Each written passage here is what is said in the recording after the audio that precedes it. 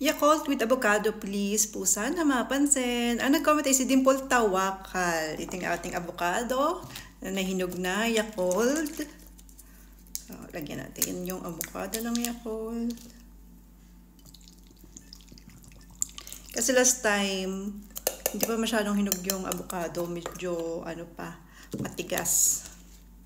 Lagyan din natin ng ice cube. Tapos konting sugar. Konti lang.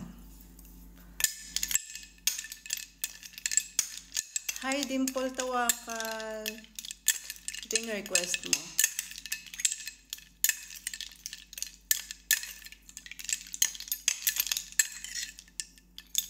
Cheers.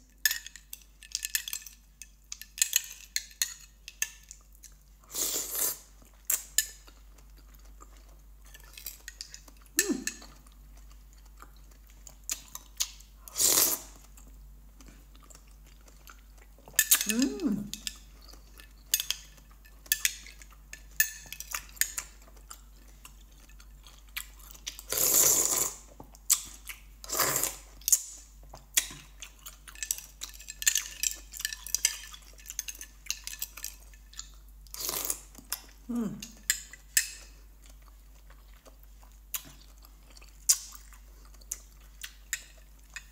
8 out of 10.